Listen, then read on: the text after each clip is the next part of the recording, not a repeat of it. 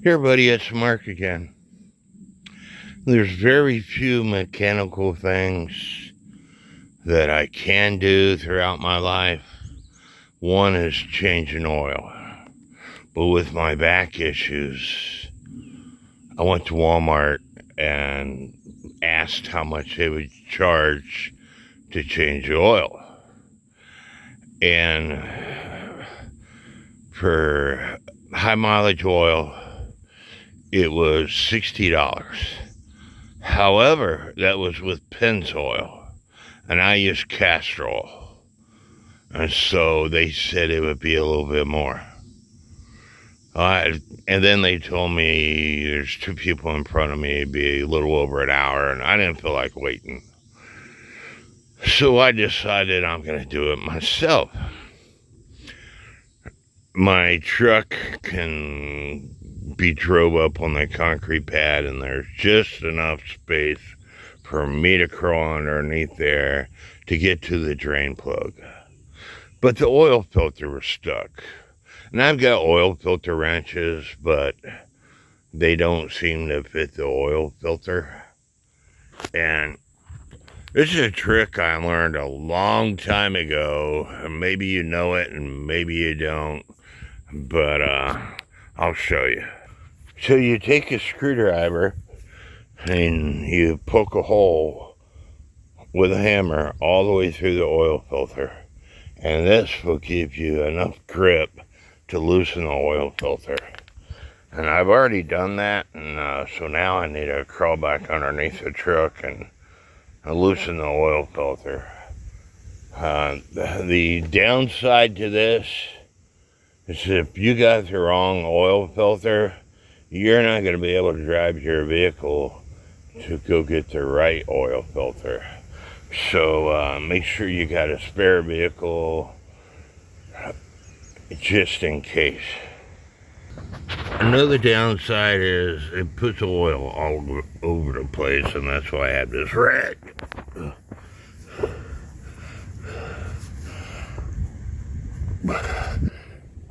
And I might have to do it again if the oil filter is still too tight. When you get past 27, I take that back. I mean, you get past 26, you're not as young as what you used to be, and you're not as strong as what you used to be. I double checked my oil filter through Walmart computer, and this oil filter is shorter, but it's supposed to be the right one. I still have it in the same hole. I'm trying to do this while holding this can. As you can see, the filter is turning.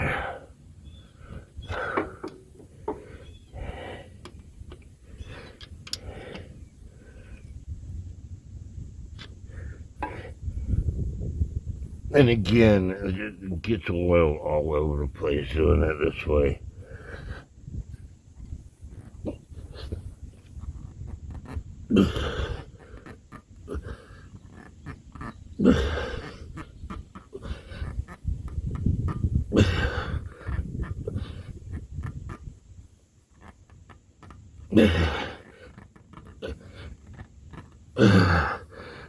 There we go.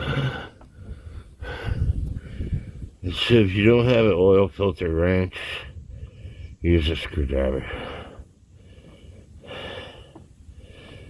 And you need to go low enough. There's a plug, there's something that, I'll just show it to you.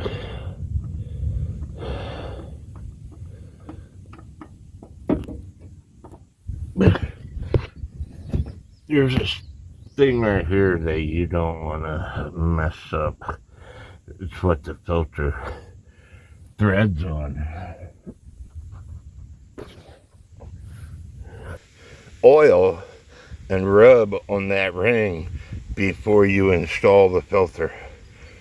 That will help create the seal. What I have left to do is put the oil in. Now this is a transmission funnel that I took the screen out. That way the oil will go down. But it fits down in there good enough that I can put the oil in. Of course you want to put the plug, the drain plug, back in before you start putting oil in and tighten up your oil filter.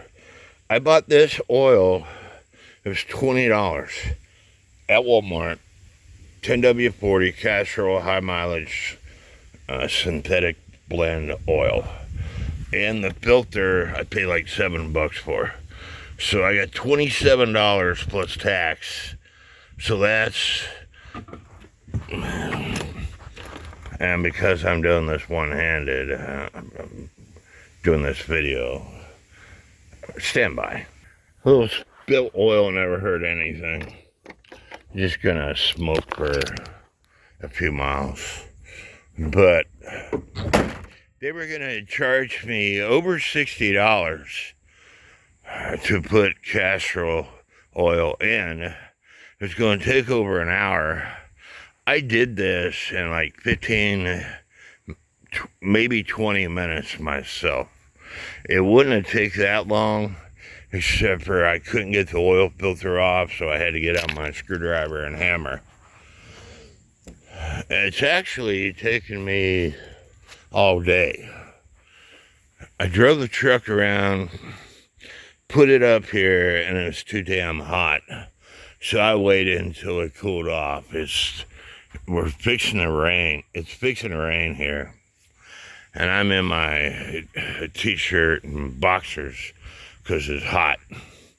But oil's in. The last step you want to do is turn on the engine. Look underneath your truck for leaks. Because if you didn't get the oil filter tight enough or the drain plug tight enough, it's gonna leak.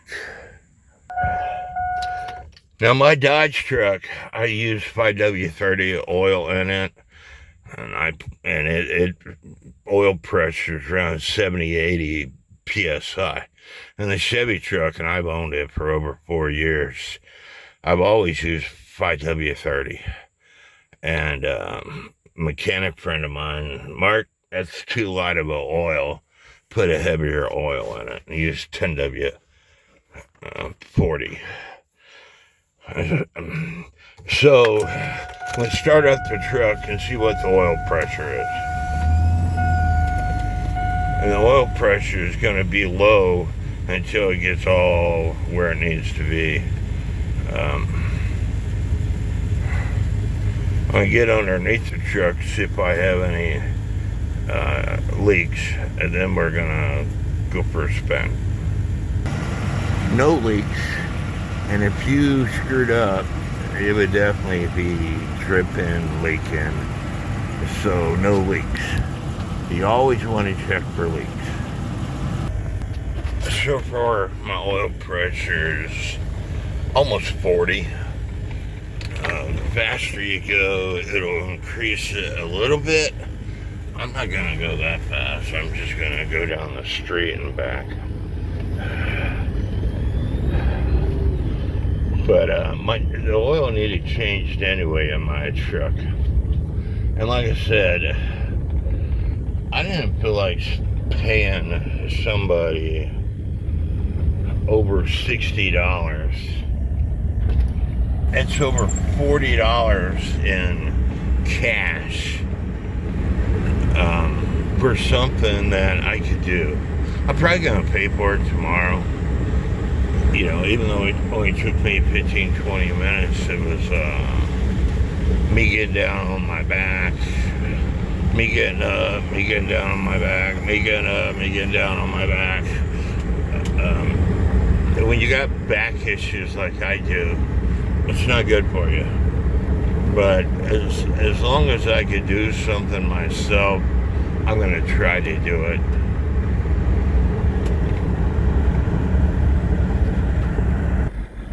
You'll see what I see. There's a few deer out there. There's some out in that area, and then there's one more over there. So 1, 2, 3, 4, 5, 6, 7. But anyway, I hope y'all enjoyed this video. Leave me some comments, and I hope this helped you out with your oil change when you have a stuck oil filter. Again, you have to have a spare vehicle around in case once you got your old filter off, it doesn't match up with your new filter. May God bless each and every one of you. One more time for the deer.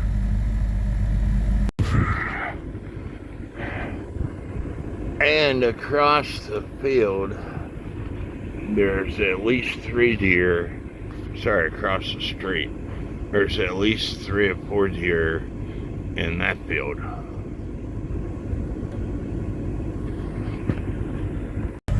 Same field, there's 3 more. At least 3.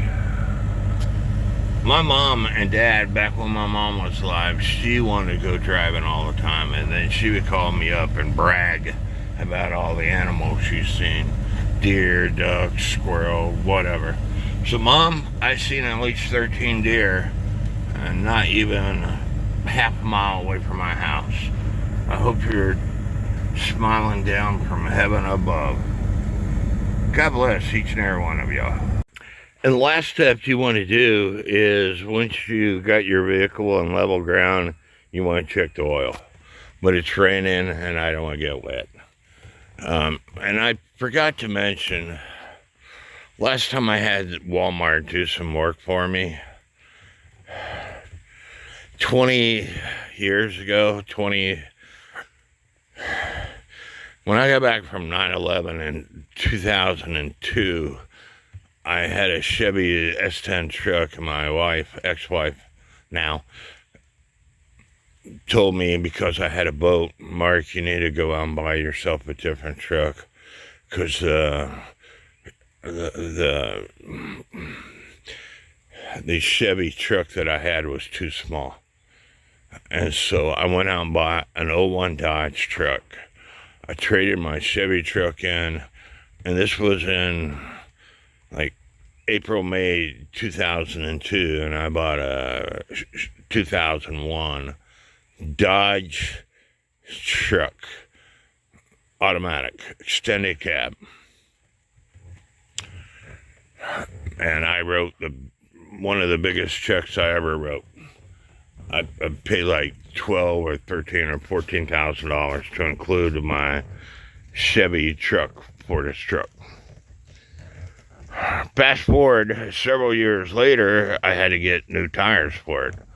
So I go to Walmart and they put new tires on this truck. And when I left, it was making a noise. Come to find out, the tires that they put on the truck were bigger than what was on the truck, and it was hitting this stop thing. You know, there's something underneath your vehicles that will prevent your tires from going too far. So I go back to Walmart, and the tires got like less than 5 miles. And I'm like, y'all put too big of a tires on this truck. They're like, well, we go by what the door says. I'm like, I don't care what the door says. You see, these tires are hitting these tire stops. And these tire stops are from the factory. You need to take those tires off, and you need to put the right size tires. And they wouldn't do it, so I haven't been back to Walmart. I ended up having to take my truck to a shop, this guy who was a welder, and he backed up those tire stops like an inch so the tires wouldn't be hitting them. And so that's just one horror story. I'm sure if you talk to your friends, they'll give you another horror story. Walmart's not the best mechanics around. And people are going to want to know what I do with my old oil. I live out in the country. I would check with your area to see whether or not you could do this or not. Old oil is good for putting on like your fence to prevent bugs and stuff from eating your fence. It's also good for killing grass. You can see this is where I put some old oil, and so that's what I'm gonna do with that oil, is pour it around my concrete slab. In the state of Missouri, if you live out in the country, you could dig a hole and put all the trash and crap that you want, as long as it comes from your property, in that hole. There's a place across the street there, 1 acre, and the house burnt down, and they dug a hole. And they were putting, the place across the street is owned by several different families, and they dug this hole and they were putting trash from other properties in that hole. So I called up the health department. I told them about it, and they never did get back with me. And it's almost 7 p.m. here. It's not raining, it's still sprinkling here a little bit. But I was looking around my yard. I got this baby skunk that comes out every 12 hours and feeds on crickets and bugs and what have you. And it should be out about now. The other day, it went across the street and I scared it back. But it went across the street and it did come back. So I'm hoping it is still on my property, because anybody else, they might shoot it, kill it, trap it, whatever. That's not going to happen on my property.